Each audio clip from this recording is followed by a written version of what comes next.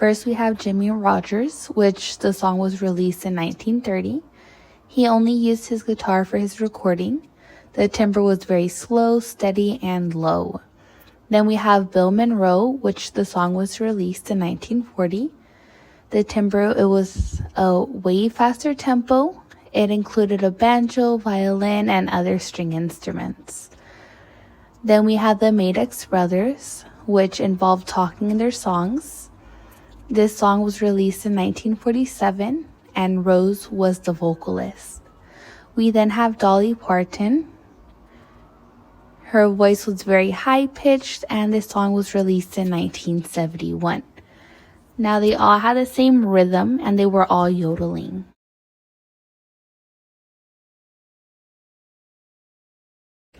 First, we have Jimmy Rogers, which he was the start of something revolutionary, creating yodeling.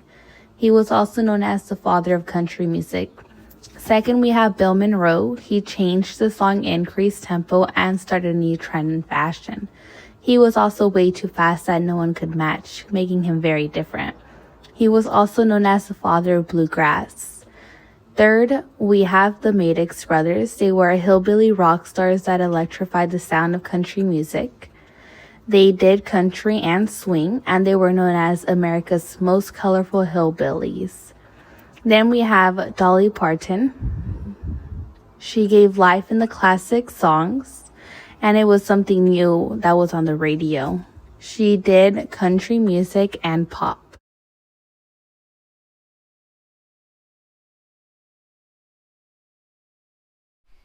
In 1929, the United States was plunged into the Great Depression, following the collapse of the U.S. stock market. 1 year later, the Dust Bowl occurred. All Americans, especially the working class, were feeling the pressures of rising inflation, rising food costs, and just overall discontentment. But then there was Jimmy Rogers.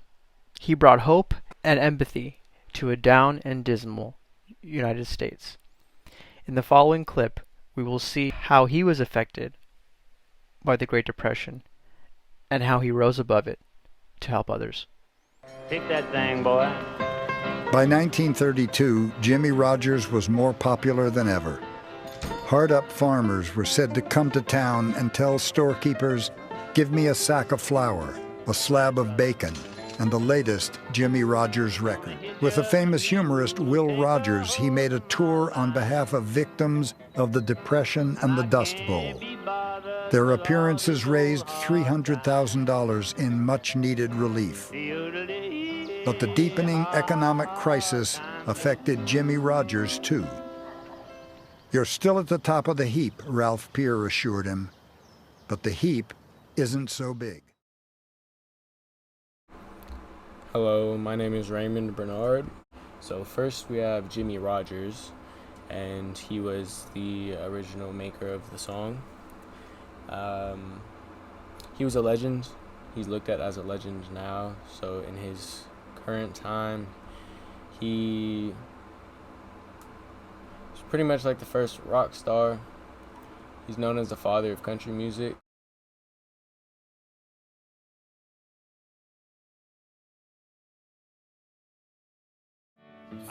Everywhere Rogers went, legends grew up. A blind newsboy in McAllister was said to have been given a new guitar. A widow in another town was said to have had her mortgage paid off. Sometimes he liked to invite pretty women to ride around town with him in his shiny car. After a stop in O'Donnell, Texas, people said he left 2 divorces and 3 separations in his wake. And everywhere he went, his music resonated, especially Mule Skinner blues.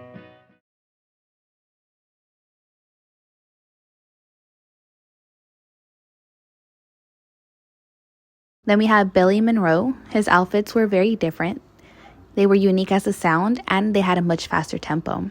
Then we have the Maddox Brothers, which created the 1948 honky-tonk bounce. They electrified hillbilly sounds. They wore fancy cowboy clothes, and they had matching Cadillacs. They were overall hillbilly rock stars. Then we have Dolly Parton. which in 1974 she was performing on TV, then became her first 10 top singles and continued in the heirloom.